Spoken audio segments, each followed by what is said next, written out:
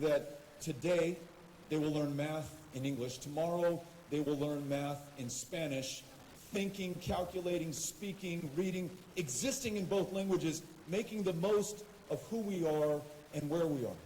And though this flies in the face of conventional wisdom and some of the rhetoric that you're hearing from people in the highest positions of power today, El Paso, Texas is one of, if not the safest cities in the United States of America. Not despite, but because we are a city of immigrants and asylum seekers and refugees the world over.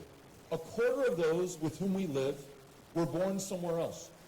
And the way that I look at it, they chose us. They left their families, their communities, their country, very often their language and their culture, to start anew as strangers in a strange land, to do better for themselves and for their kids, but also to do better for all of us. And by their very presence, they have. They've made us stronger and more successful. And yes, they've also made us safer.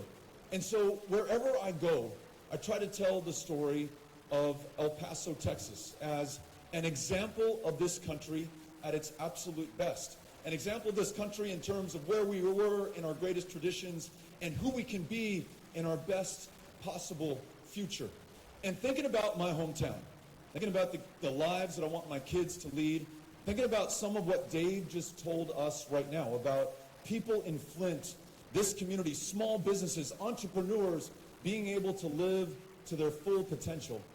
I think that's all that we can ask from one another, from our government, and from our next president. Just allow us to fulfill our promise as a country and to do so individually. And when I think about that, I start with our well-being. Literally being well enough to go to school or to work a job or to start a business, or as I did in my early 20s, to tour the country in a punk rock band. Whatever your passion is, I want you to be well enough to be able to fulfill that. But in a country where today there are tens of millions who cannot see a healthcare provider, cannot take their child to a therapist. In Texas, the largest provider of mental health care services is the county jail system, so that for so many, if you have schizophrenia or bipolar disorder or clinical depression, you literally get arrested on purpose to go to the county jail, the one place where you are guaranteed the care and the treatment that you may need, literally to save your life. In a country where we are increasingly removing women's ability, people's ability to make their own decisions about their own body, again in my home state, closing down a quarter of the family planning clinics, making it hard not just to obtain a safe and legal abortion, but a cervical cancer screening, or seeing a family planning provider, or seeing a doctor of any kind in a state that had failed to expand Medicaid. It's literally a life or death issue. So if we all want to be well enough to fulfill our potential, then we need guaranteed, high-quality, universal health care for every child, every man, every woman, primary care, prescription medication care, mental health care, and the ability to make our own decisions about our own bodies and having access to the care to do that. That's a great place to start. Would you agree? Yeah.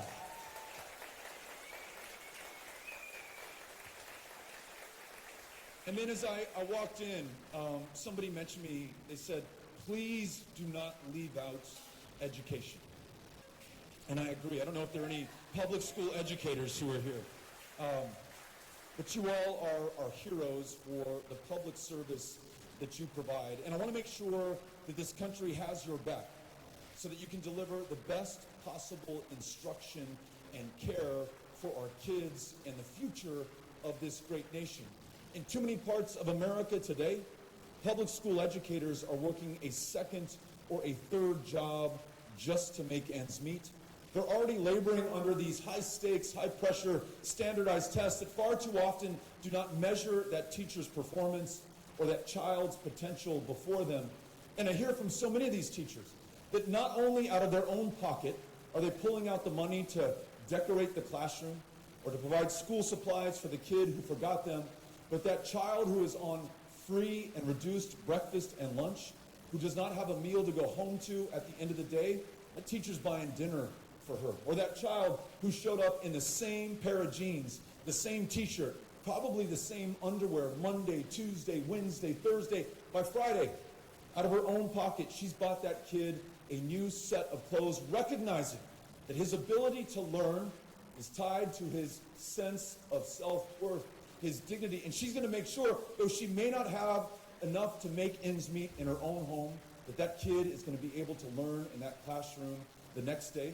That's why I propose, under our administration, we will set up a $500 billion permanent education fund for equality, equity, and excellence in public education, because we know this: when we give those school teachers and those educators the resources that they need, there is no stopping them, nor is there any stopping this country. And we're going to acknowledge that not all things are equal when it comes to education in this country. Minority-majority schools are underfunded to the tune of $23 billion a year. Some people have described a system of segregation in public education that is worse today in 2019 than it was on the eve of Brown versus Board of Education in 1954. So we are going to fund the gap to make sure that money is not an object in being able to deliver a world-class education. But we're going to go beyond that, because we know today that when you are 4 or 5 years old, think about how vulnerable and defenseless you are at that age in a kindergarten classroom.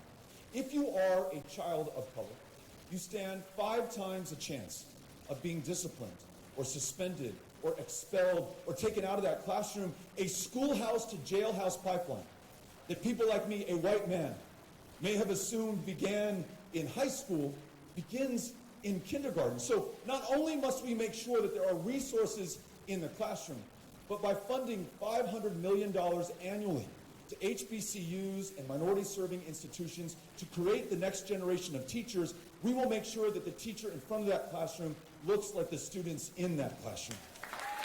Equity as well as equality in education.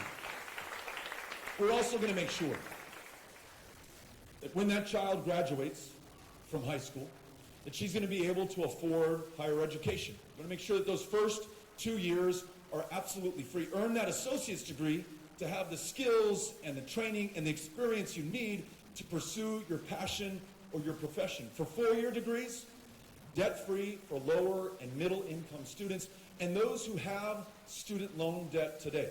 There's more than $1.5 trillion outstanding in this country. If you dedicate some part of your life to public service, you're going to teach in the classroom or serve our veterans at the VA, we're going to wipe clean and clear that debt so you can focus on that public service and get after it for this country. What do y'all think about that? And is it Karen? My friend Karen that I met from UAW? We're not going to do this at the expense. In fact, we're going to elevate unions in this country and ensure that every American who wants to join an apprenticeship to learn that trade or that skill that will allow them to command dignity and a living wage for the rest of their lives is able to do that, as well as we spend hundreds of billions of dollars to meet the infrastructure needs of this country. Like those right here in Flint. I was listening to Mayor Weaver say that by fall, we will have replaced all of the public piping to deliver water in this community, but we will not have replaced the pipes in older homes right now that affect our quality of water. As we invest in the infrastructure literally inside of our homes, we are going to set aside some great percentage of those jobs for union members and some great percentage of those union member jobs for first-year apprentices, so that people coming right out of high school, 18, 19 years old, can connect with a job that pays a living wage. No American working full-time should have to work more than one job. When we come together on this, that will be the case.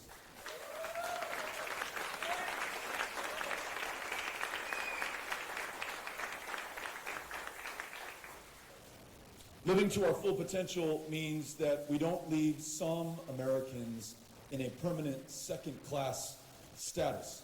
Right now in this country, there are more than 10 million who do not have documentation, who have been living in the United States in some cases for decades, including some who we call as dreamers, who've been there since a very early age, every bit as American as anyone else in this room right now, living in a perpetual fear of deportation back to a country whose language they probably do not speak, where they no longer have family, where if they are sent back there and succeed, it will be against those long odds, and that success will be for that place, not this country. What if we decided that we would forever free them from any fear of deportation by legalizing the people in this country right now, allowing them to come forward, register with the government, contribute even more to the success and the genius of America, ensure that at our border we never again put another child inside of another cage, we never separate another family, we reunite those who have been broken apart already, and invest in solutions and work with local stakeholders in Central America so that no family has to make that 2,000-mile journey to come to our country in the first place. We are a country of immigrants and asylum seekers and refugees. What if we started treating each other with the decency and the humanity and the dignity that we deserve? What do you all think? We could do that as well.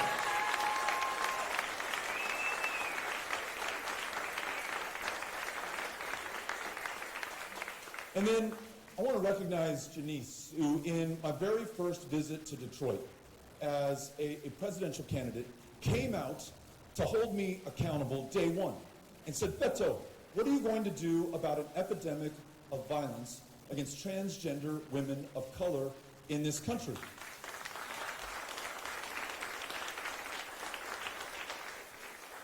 The fact that women are being killed with complete impunity. In the first months of 2019 in Dallas, Texas alone, 4 transgender women of color were brutally murdered. And we are not seeing the urgency to respond to this crisis that those women, that any human being in this country should deserve. So first and foremost, we're going to speak with pride about our fellow Americans. We're going to reverse things like the transgender troop ban that gives permission to our fellow Americans to discriminate. We will never tolerate any of these bathroom laws that seek to scare parents about transgender kids in the classroom, because we know they are more likely to be the victims than they are the perpetrators of attacks. We're going to involve the Department of Justice and the full civil rights of this country to pursue justice for every single one of us.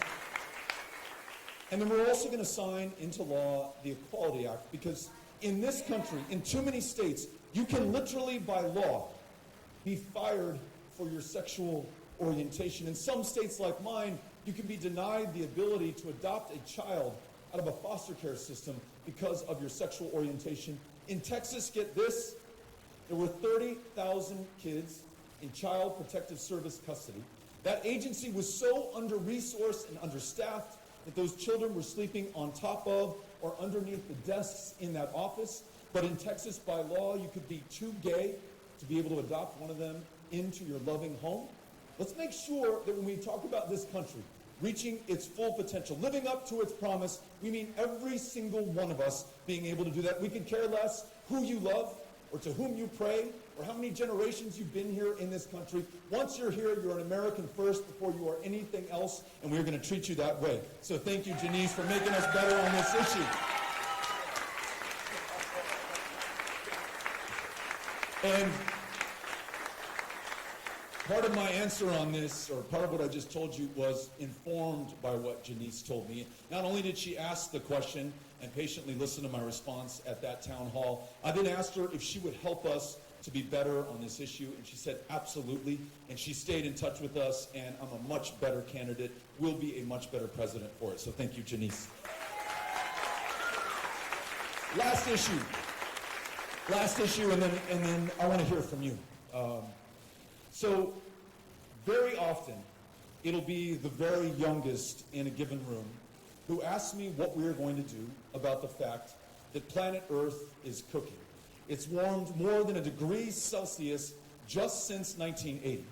And the 58 inches of rain that dropped out of the sky in Houston, Texas, in my home state in 2017, the landfall record for as long as we've been keeping records in North America for rain from a single storm, the third 500-year flood in just 5 years in that community.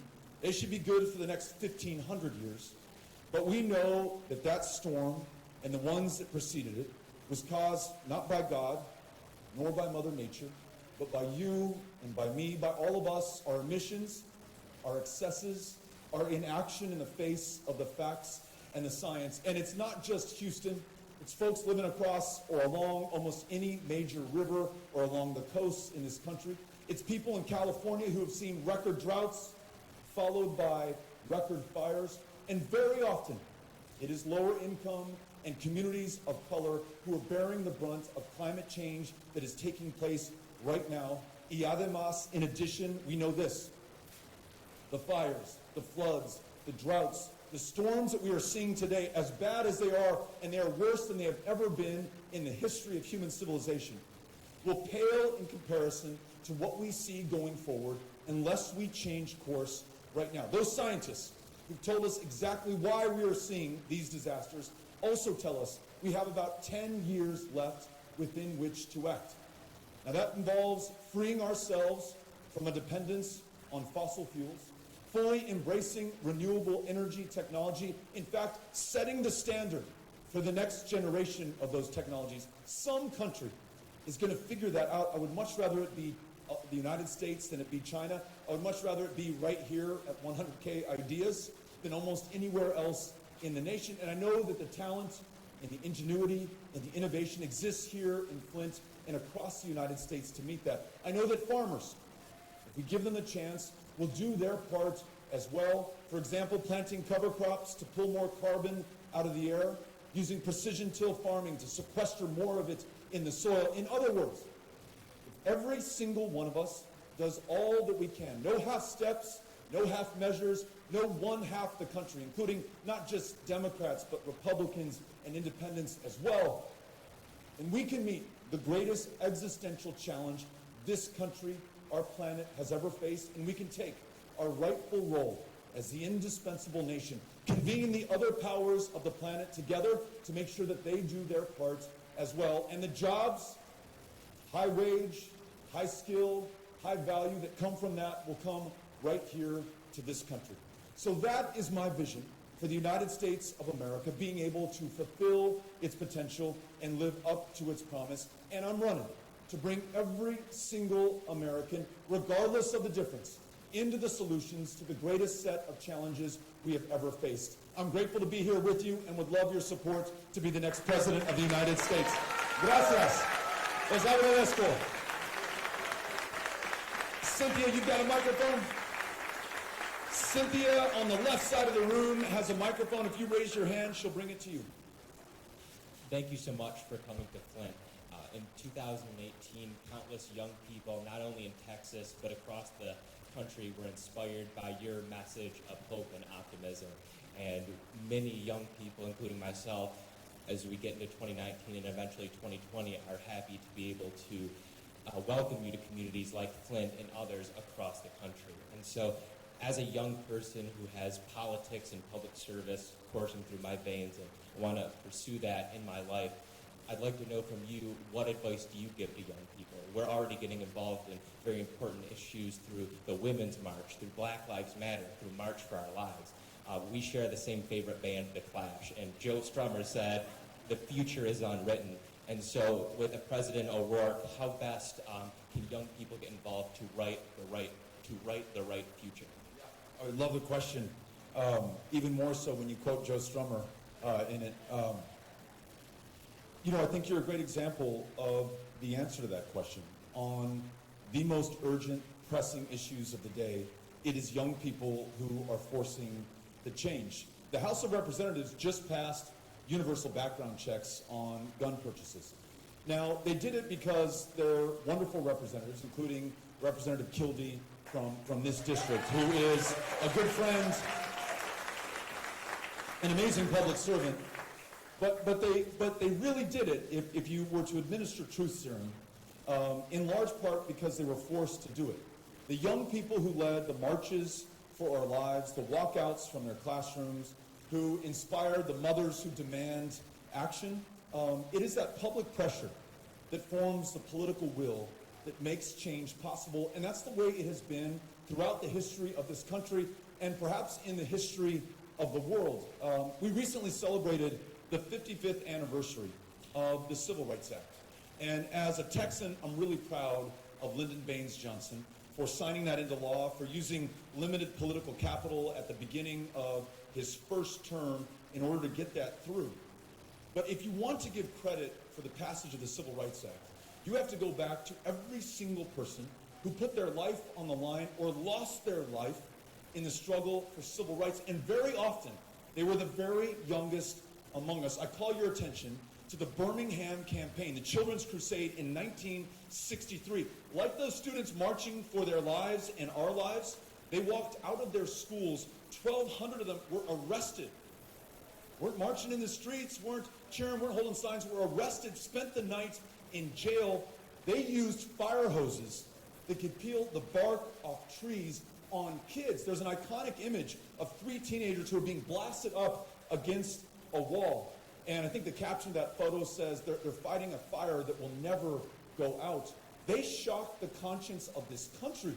And they forced people who did not have the same skin as they did to put themselves in their place, to see themselves in their fellow Americans, and to call their members of Congress, and to produce the political capital that would force that change. And so what you're doing right now, being here, holding me accountable, running for office, I hope, knocking on doors, engaging with other young people, that creates the movement that will force the change in this country. It will not solely be, and maybe not in particular because of who the next president is or the composition of our Congress. In a democracy, government of, by, and for the people, it is on every single one of us to make this happen. And the vanguard has been, will be, the young people like you leading the way. Thank you for asking the question. Appreciate it. Hello, my name is Freddie Roberts, and I'm from Chicago, Illinois. My question is around just seeing that a lot of LGBTQ youth are thrown out of their homes, especially trans and gender nonconforming youth are thrown out into homelessness and sometimes graduate into adult homelessness. What is your take on trying to eliminate homelessness in the United States of America? Thank you. Great question. We were in New York City not too long ago and went to the Ali Forney Center in Harlem. This is a youth homeless shelter specific for LGBTQ youth. And we just sat down at a town hall meeting like this one and listened to everybody's stories about not being able to stay in their home or forced out of their home, and how LGBTQ youth disproportionately comprise the young homeless population in this country. How so many of them have had to trade their bodies for being able to eat a meal or make ends meet or put a roof over their head, about how so many have substance abuse challenges brought on not by addiction in their homes, but because they don't have health care, and they're treating themselves and they're treating the pain and suffering that they've endured in part by not being accepted or not having the resources or the help or the justice that they deserve. So making some of these changes that I described in my comments to the laws of this country. Having a president who doesn't just tolerate you or you or you, but embraces all of us as the very foundation of our strength and our success, the genius and the beauty of America, that we chose to define ourselves, not by shared race or ethnicity or ancestry, but that we are all created equal. I think that's foundational to any of the other success that we're going to get. But then you mentioned homelessness, investing in affordable housing, looking to great communities like Flint, like Columbia, South Carolina, where they took federal community development block grant money, leveraged private developer money, made sure those units were affordable and that they were not segregated by income, put them right in where everybody else wants to live, at the heart of the action and the opportunity. Healthcare, universal, guaranteed, unconditional, is part of not having to be homeless. And then making sure that you can work full-time and not have to work a second or a third job, because we have a minimum wage that is a living wage, $15 as the floor, going on up from there. Those are all steps that we can take to reduce the factors and consequences that make people homeless in the first place. Thanks for asking the question. Appreciate it. Okay, next question. Hi, Beto. I'm Mike. And I wish we could get a trampoline on the roof of the White House tomorrow. That would solve all of our problems. Anyway, Prior to the last election in 2016, I repeatedly told my friends that I would vote for Donald Duck before I would vote for Donald Trump. And I don't mean to disparage your candidacy by setting that bar so low, but anyway, and this may be a little bit premature, but what I really need to hear from you is how you would beat Donald Trump in one-on-one debates and in the general election. This is my overriding concern for all candidates, regardless of their policy stands, and I just need to know, how would you do that? We're going to do that with the people of this country, with not just one candidate, not just a political party, but with a movement. And I've seen that a couple of times already up against Donald Trump. More than a year ago, you all may remember this, he implemented a policy at the U.S.-Mexico border called zero tolerance, which meant that 100% of families who were apprehended seeking asylum or refuge in this country were broken apart. Literally kids torn from the arms of their mothers, put in cages, mom or dad who risked their lives to come here, deported back to their country of origin. Those kids were placed in a camp called Tornillo, just outside of El Paso. And as soon as we found out that was happening, we called upon the people of this country to come out to bear witness. More than 1,000 joined us in just 24 hours. We made sure those kids inside could hear us so that they knew that we knew that they were in there and that we would not stop until they got out. We were able to form that political will I was talking about to get the administration to change its policy before the next election took place. And Tornillo is no longer open. All of us together effectively shut that down. And then in February of this year, Donald Trump himself came to El Paso, Texas, this great city that is my hometown, attempting to use us as the backdrop for his hatred, for his racism, for the case that he wanted to make to ask you to spend $30 billion to build a 2,000-mile, 30-foot-high wall to keep those kids in cages, to separate those families.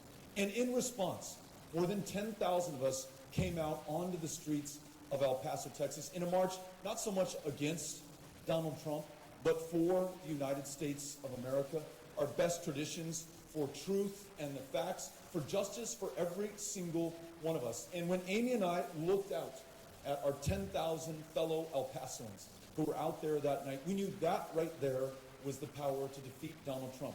Getting into the muck, descending into his pettiness, his meanness, his name-calling, that's not the way to do it.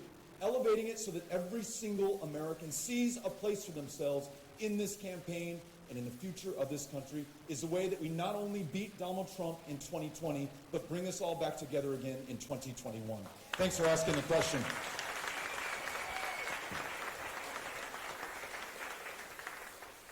Hi, Beto. I'm Holly. When you are president, what is your plan to move things forward if the Senate is still in control of the Republicans? Are you in favor of removing the filibuster? Great question. And Holly, I hate to concede the point. I would love for this country to understand, and I think we do, that it's not just this one office or this one person. It is every single branch and lever of power in our government. And that includes the Senate, making sure that if Mitch McConnell is still there, he's there as a minority, not the majority leader going forward. But I'll tell you, there we go. I served 6 years in Congress.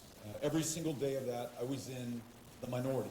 And when at meetings like this, people brought up challenges, I made sure that we got to work and that we got it across the line. And that necessitated working with Republicans and making the common cause, finding the common ground to pursue the common good.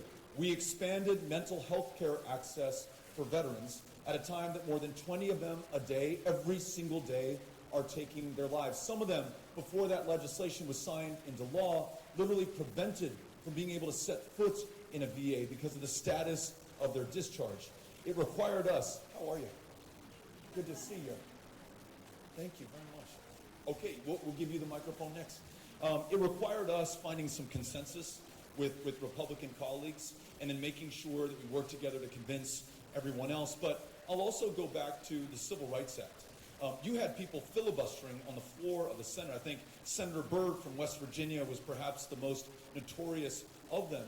But because of civil rights marchers, and frankly because of the president at the time, who used his political capital to engage with the constituents of those members of Congress, including members of the Senate who opposed the Civil Rights Act.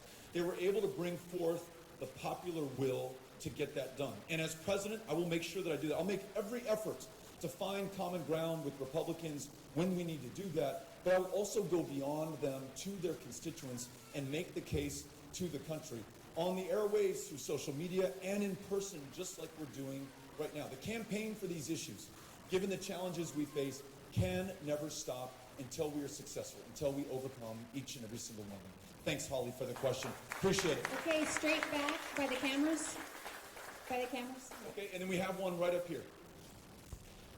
Hello. Hey there. You mentioned Brown versus Topeka. I was born just blocked from you 65 years ago, just ahead of Brown versus Topeka. I benefited by Brown versus Topeka. Brown versus Topeka was the groundwork for the Rehabilitation Act that gave me civil rights. Had I been born anywhere else in the world, chances are I would not be alive. I mean, I'm supposed to be totally blind, and I am supposed to be totally dead. That said, I graduated from U of M and Michigan State, got a master's degree, have a 30-year career. I want to know what you're going to do for education, specifically for kids with disabilities. Because when I was growing up, I experienced a different kind of segregation. I actually went to school with black kids, and some Hispanic kids, and some Jewish kids. But we were all segregated by disability. Right here. And that's a topic near and dear to my heart. Thank you for being here, and I'm glad that you raised this. Right now, we have a program, you are aware of it, called the Individuals with Disabilities Education Act, or IDEA. And the federal government is supposed to fund 40% of the burden of IDEA obligations in our schools. Today, we fund about 16 or 17%. As president, I will make sure we fund the full freight. That's another $20 billion annually. And what that means is that those students with disabilities are going to get the attention, the resources. We'll be able to hire more teachers and instructors and aides in the classroom to guarantee more individualized attention to, as we were saying earlier, ensure that every single child reaches her or his God-given potential and promise. And when we do that, we also free local school districts and those property taxpayers to be able to invest in other necessities like greater teacher pay or addressing deferred maintenance on these buildings, or as we were listening to the mayor, the pipe that delivers the water inside the property line of the school. We're going to make that investment. We're also, as I mentioned earlier, going to create a $500 billion permanent education fund to complement and supplement what we're spending at the local level right now to eradicate discrimination based on ability or race or gender or sexual orientation or any other difference that should not matter today. So thank you for raising the question. Really appreciate that. Gracias. Thank you for coming. First of all, I want to thank my son. One of the reasons come up to you is the word for him. He's been on your bill and writing from day one. So he's been here. If he would please come up here. Thank you, Andrew. I see that. It's good. He does. He's a wonderful guy. I'm very proud of him. So I'm here because of him. But I do want to know your thoughts on senior citizens. I'm not 39, but I do look a little older because of my gray hair. But how do you feel about it? I'm senior citizens and I'm on Social Security only. And I keep saying that they want to take it away and I'm not allowed. Thank you for being here. The answer to your question is I love senior citizens. And thank you. You mentioned Social Security. And every working day of your life, you paid into that program. And right now, the average beneficiary receives something less than $18,000 a year to live on. And as we all know, the original intent was to ensure that if you worked your whole life, you lived by the rules, you were going to have a retirement of dignity, not one of poverty. And yet poverty is what we've consigned so many of our senior citizens to. And unfortunately, it looks like it's on a trajectory to get much worse. Within the next 15 years, if we don't make changes, we will no longer be able to pay 100 cents on the obligated dollar to that working American who's paid into that program every single working day of their lives. So what's the answer? As president, I will sign into law the Social Security 2100 Act. That fully funds this program well into the next century. How do we get the resources? Right now, you are only taxed for Social Security purposes on the first $133,000 that you make. Every penny, every million, every $1 billion in addition, you aren't taxed. You escape what every other American faces. We will lift that arbitrary cap to ensure that we have the resources to sustain that program,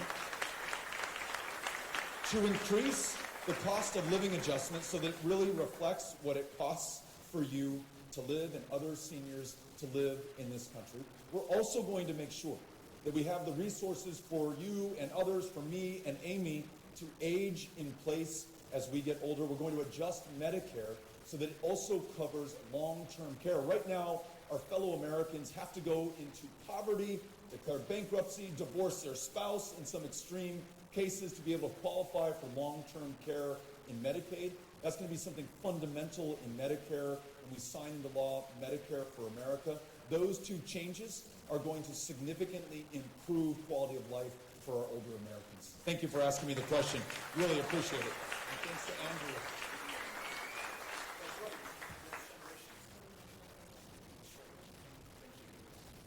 Thank you, Mr. O'Rourke, for being here today. So I'm a school board member in a school district about 30 miles south of here. But I'm also the son of a former undocumented immigrant from Mexico. My father came here back in the 1960s. He's in his 70s now. And he came here as an undocumented alien, made his way into California, worked the migrant fields picking grapes, eventually came up to Michigan. He gained and obtained his citizenship, then joined the United States Army.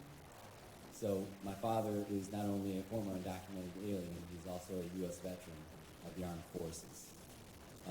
He settled here in this area, and he was an auto line worker and retired as an auto line worker here in Flint. The damage that has been done by the Trump administration against the perception of Latinos in this country has been really harsh. I sit here as an elected official. I sit here with my daughter, who is going to be a senior in college this coming fall. And we're the American dream. We are the sons, the granddaughters of immigrants that are coming from Mexico. What would President O'Rourke do to help change the perception of the way people look at our community in this nation? Thank you. Thank you. Great question. I would start by telling your family's story. This country needs to know about your father. They need to know about you serving in a position of public trust on the school board, making things better for the children in your community. They need to know about your daughter's achievement and accomplishments. You said it. You are the American success story. And your family's success has meant this country's success. I said it earlier about El Paso, Texas, a city of immigrants. We're one of, if not the safest cities in America, because we're a city of immigrants. Those who chose to come here also chose to make this country better, and they have, by their presence, contributing far more economically than they could ever receive in benefits or by any other measure that we could look at. And so not only rejecting the president's racism, that Mexican immigrants are rapists and criminals, this man said that, or asking 4 duly elected members of Congress who happen to be women of color to go back to their country, which is racism pure and simple, or seeking to ban all people of one religion from the shores of a country that is comprised of people from the world over, every single tradition of faith and walk of life. When, in modern history, have we heard a Western country say that one people of one religion are inherently defective and don't belong here? Describing asylum seekers as an infestation, that's what I describe cockroaches or termites. That's what you might hear in the Third Reich. That's not what you expect here in the United States of America. And not only does that fly in the face of the best traditions and history of this country, it also changes our very character. Hate crimes are on the rise each one of the last 3 years. The mosque in Victoria, Texas, was burned to the ground on the day that Donald Trump signed into law, or signed his executive order seeking to ban Muslim travel. You don't lose the lives of 6 children in our custody on the border. Kids, you don't put them in cages until you've given the Department of Homeland Security permission to treat them as something less than human. So we will speak with pride about our fellow Americans and our fellow human beings, and our policies and our practices and our laws will follow. In addition, as we mentioned earlier, to freeing dreamers and 9 million more fellow Americans working the toughest jobs from any fear of deportation or internal raids or removal back to a country they have not known or breaking up their families, we're also going to make sure that we follow our own asylum laws and we never criminally prosecute anyone seeking refuge or asylum in this country. We never detain another family. Instead, we have a family case management program at a fraction of the cost, and to the reward of our humanity and the dignity of those families. They're able to stay in the community where they will meet their court appointments and follow our laws. It will demonstrably make this country safer. And then we're going to rewrite our immigration laws in our own image, in your family's image, to make sure that they reflect the reality of our lives, our interests, and the history of this great country. Lift those visa caps. Make sure that there's a safe, orderly, lawful way for you to join family here in the United States, or to work a job that no one else wants to take, or to come and go to school here and then stay and innovate and bring your ingenuity to bear on the world's greatest economy.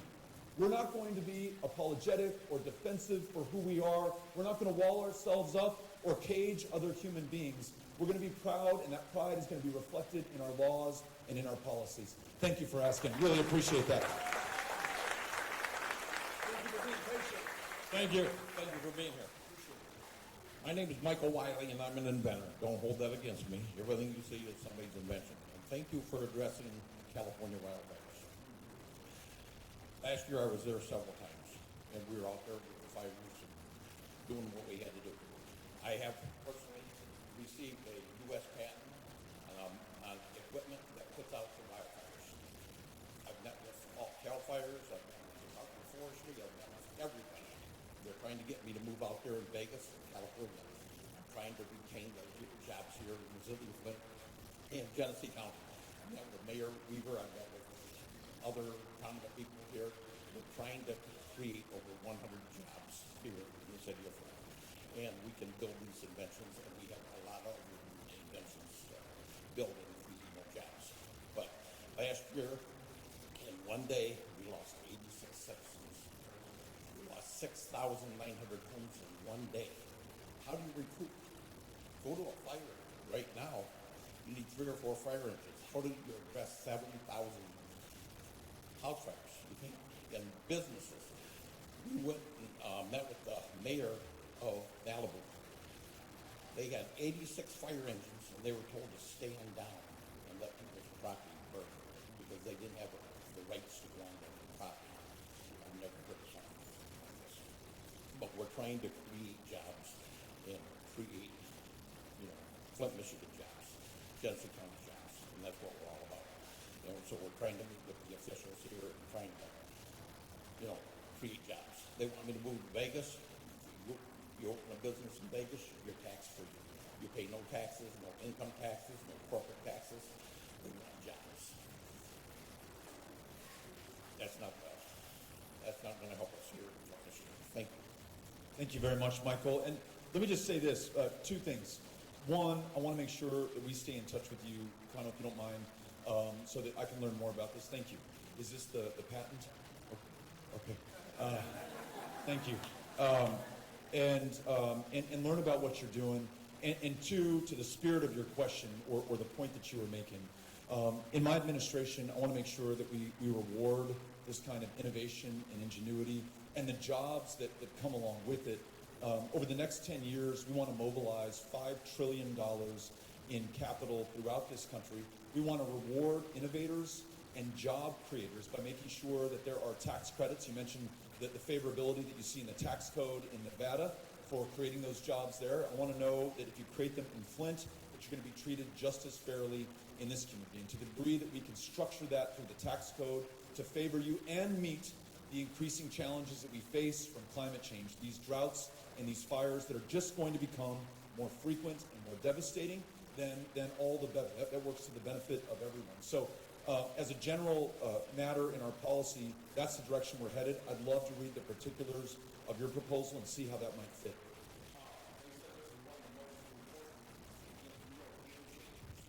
That we're faced with. This is the biggest thing that we can do. I lost my train of thought a second ago. But we create these jobs, and we have other things available too, and we can actually create over 400,000 jobs that we got with all this stuff. And so we met with the officials, we met with Governor Brown's office, and we flew out there to meet him, and he canceled our meetings. And after he's not governor anymore, we find out he will not help non-residents. Well, what were we doing out there? Well, we were on our dime. And when we go out there and fight the fires and we face all this tragedies, that's just unbelievable. They give you a putty knife, and they have you go into a bathtub, a steel tub, and find DNA and put it in a tube. Put an address that doesn't exist. The streets don't exist. It's just white bread. And a man comes in and says, "Where's my wife and daughter?" And this fire official says, "Here, test the DNA." I can't do that. I can't do that.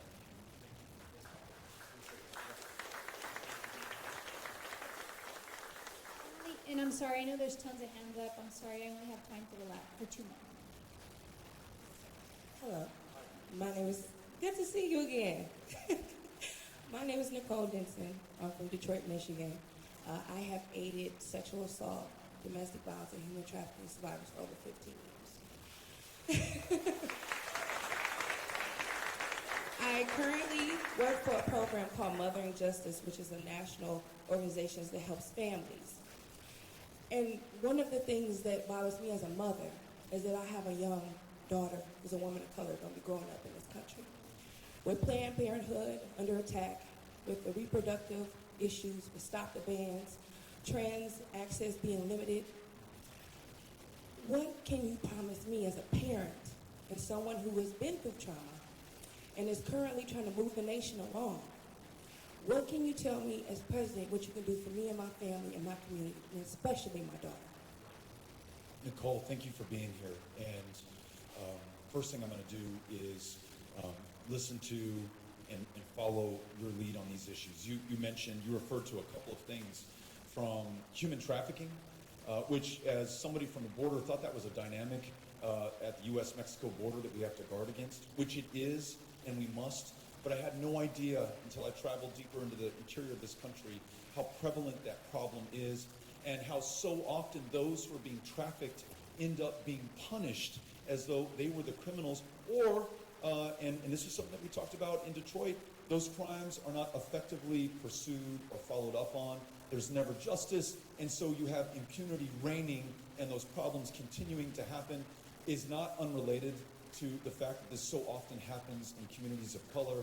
When we talk about a broken criminal justice system, we very often talk about the number of people who are incarcerated, very often for nonviolent drug crimes, so often from communities of color, and that's a big part of the challenge, and we must address it by ending a war on drugs. It has become a war on people. But this part of the criminal justice problem of not making sure that we have the criminal justice resources to focus on those who are being harmed in communities of color. That is something that I will change, both in terms of making sure that we have the funding, and then also making sure that we bring into force the Department of Justice, our Civil Rights Division, and pursuing these crimes, which are very often violations of basic civil rights in America. In addition, we're going to make sure that the full spectrum of women's health is provided to every woman, the full spectrum of health care to every person in this country, so that they are able to make their own decisions about their own bodies. That means nominating justices to the Supreme Court and to any federal bench who get that the 1973 decision, Roe versus Wade, is the settled law of the land. Making sure that that ruling is complemented by statute, action from Congress, so that no state gets to exempt itself or the women and men who live in that state from that decision going forward. And then again, making sure that our Department of Justice is standing with every single woman in every single courtroom where this issue is adjudicated, making it crystal clear to this country that this is a right that must be respected, that we will ensure that every branch of government is involved, and lastly, and perhaps most importantly, we will enshrine in our foundational document, the U.S. Constitution, an Equal Rights Amendment ratified by the sufficient number of states so that it's crystal clear that no person can be exempted from their full civil rights in this country based on gender. Thank you for asking. Appreciate All it. right, this is our last question. I'm really sorry if I couldn't get to you. All right, you saved the best for last. That's right. How Thank you you for doing? being here. Oh, thank you for coming. Hi, B. I'm Boogie. So I like to speak for the cool kids, and what I mean by that, I want to pick your brain on as far as education. I'm a Flint native. I graduated from Flint Central 2004, and I played basketball. I was bullied a lot growing up. Central.